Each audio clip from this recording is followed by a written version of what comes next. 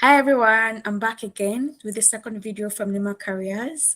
Thank you so much for watching the first one and where we talk about introduction and 5 things to think about before relocating. And today we're going to be going into job search strategies. It's going to be a very short video, so please stay tuned. So my name is Grace Efezokai and I'm the founder of Neema Careers. And Neema Careers was founded to help immigrants moving from African countries abroad and how to level up in their careers and ditch that whole stereotypes that immigrants must start from scratch or immigrants only can find survival jobs. So that's a big lie, and that's one of the things that we're here to help everyone level up. So we offer resume services, how to revamp your resume. We'll have a call with you to get your career story and guide you through the process. We also help you prepare for interviews. So we hold mock interview sessions. We help optimize your LinkedIn profile. And if you want to discuss one-on-one with us on anything, please reach out to us at consult@nemacareers.com. So before we get into that, let me introduce myself again. My name is Grace Efezokai, and I moved to Canada in 2017 and I moved to the US. Before then, I had moved to the US for my master's. And then I moved back to Nigeria, moved to Canada. I'll tell that whole story, one of these days. But I'm just letting you know that, yes, I struggled when I came to Canada. In my first year, I saw Pepe. I don't know how to say that in proper English. But then I'm just saying that my career has progressed and I'm so happy with how far I've grown in my career. And I know that there's always room for growth. And my goal has always been to help as many newcomers as possible level up, level up in their careers. All right, so let's just get straight into the video. Today, we're going to be discussing job search strategies. And I also know that if you have questions, please, I want this to be as engaging as possible. Drop your questions in the comment box and we'll reply. But also note that we're not an immigration consultant. So questions relating to like immigration, we don't have information, we have limited information on that. So just put that in mind. But like things about job search, career-wise, please drop it in the comment section. Also talk about your own experience, maybe based on what we discuss in each video, after each video, and then you can just drop your comment as well. Like, oh, this was worked for me, this didn't work for me, and I'm here today. We'll be so happy to hear from you because I really want engagement from all the videos we're going to be uploading on the channel. So let me share my slide for this job search strategy. Yes. Yeah. So like if you watch the first video, I talked about where I said you need to plan, you need to research. This is one of the things that that we're going to be talking about here. How do you research for your career before you move, and now that you're already, or if you already moved, now that you're already here, what are your strategies? Right? It's very important for you to have a plan on how to go about your job search. Don't just go about your job search without a plan or without a focus, right? It's very important for you to have that. What's your focus? What are you looking for? So this is just me, Grace. Reach out to us, consult@nemacareers.com on any questions that you have. Please, we run a paid service. So when you send us a message, we can put your resume and say, oh, I need resume prep. Or I said resume prep. I need my resume revamped, or I need to prep for an interview. Please reach out to us at our emails. We run a paid service and be able to have a call with you before we proceed.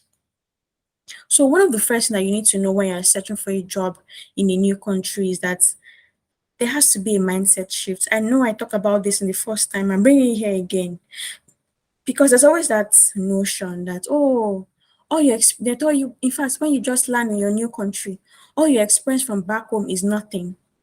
That's a big lie. Your experience is valid. Your experience is global. I'll repeat it again. Your experience is valid. Your experience is global. And your experience is of value to any Canadian employer.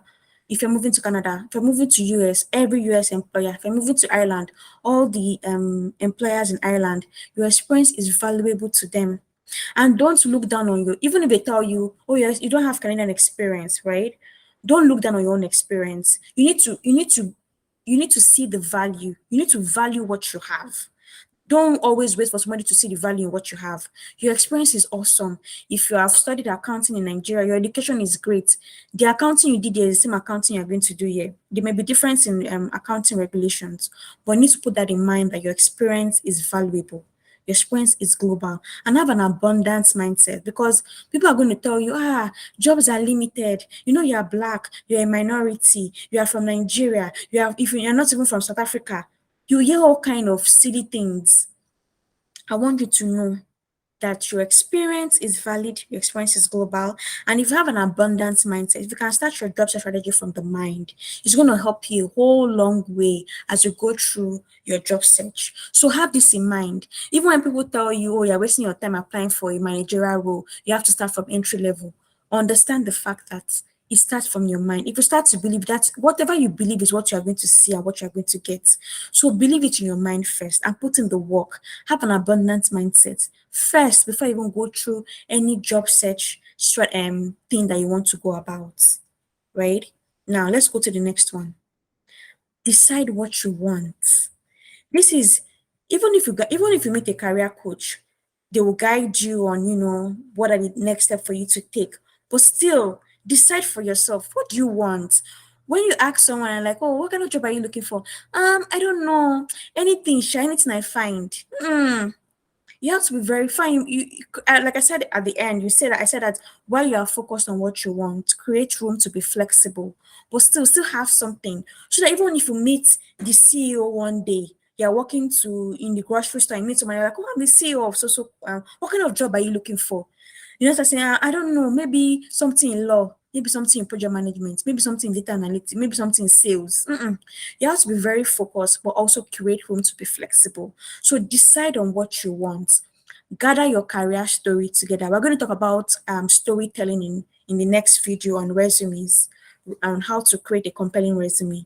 Gather your career stories together, all your skills that you've gathered in the course of your career. Do a map of it, like write it down. You don't project management rules. Gather your career stories. We'll talk about that much later. Think about career pivots. Do you have plans to pivot from your I know that right now the in thing now is to go into tech, which is amazing. It's great, right? But then you need to be able to have a plan. Why are you pivoting? What is your why in that pivot? Right? Be able to make informed decisions on why you want to pivot in a career. Maybe, for example, you're used to work in an audit firm, accounting, you doing bookkeeping, no, not bookkeeping, sorry, we're auditing maybe small businesses. Now that you come, I want to go into IT audit. Perfect, amazing. What are the things that you need to do to get into IT audit? All those kind of career pivots. What have you seen anyone that's pivoted from point A to point B that you want to go to? Have you spoken to people that are already in points, people that didn't pivot, they've just been in point B all the course of their careers? How many people have you spoken to in that field? So you need to like I said, you have to open your mind to reach out to people, whether they reply you or not on LinkedIn. You need to be able to reach out to a lot of people and get as much information as you can. Another thing is license conversion. I know that for countries like Canada, they are very big on license. As in, I was so surprised that even a nail technician has to have a license. I'm like, back in our country, what is certificate? You just watch the woman doing the nails, maybe in 2 weeks or 1 month, before you need to open your own shop and start making nails for people. But yeah, they're very big on license, right? So like for me, when I moved here, I had like ICANN. ICANN is Institute of Chartered Accountant of Nigeria, which is the equivalent of CPA here, like what they call Chartered Accountants here in Canada. And I just thought that, oh, when I come here, I'll just, I wasn't even planning, I don't think I was planning to do a conversion. When I came, I realized that, oh, CPA will have been, that's one of the things I'm saying, like you have to plan before you come. So by the time I realized I was going to convert from ICANN to CPA, I realized that the process was so long.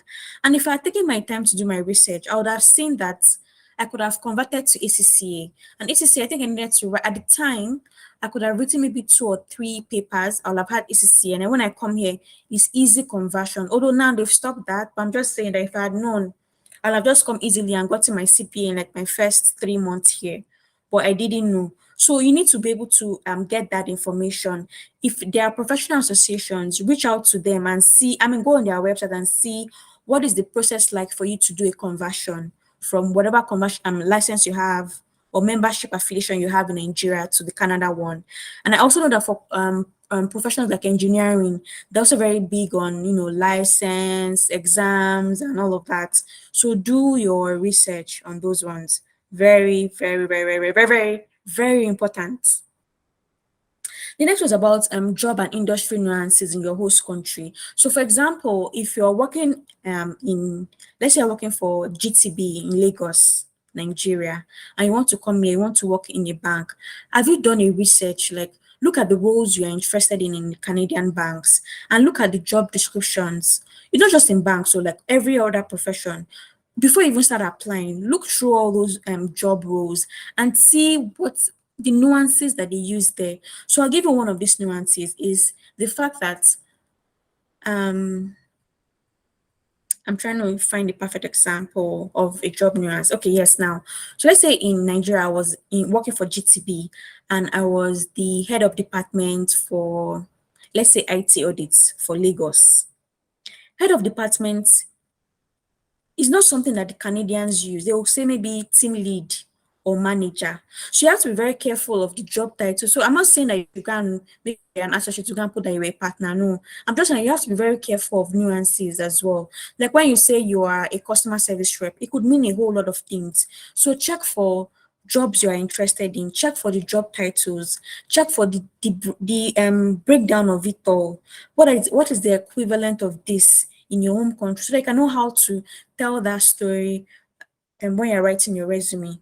So understand that industry nuances as well. The industries you want to operate in, the banking industry here, have you checked it out? Very important. So those are the things that that kind of guide you in what's your next step. So when you meet somebody, I don't like when I meet people and they're like, "Oh, what are you looking for?" "Oh, I don't even know." You shouldn't have to say that I don't know.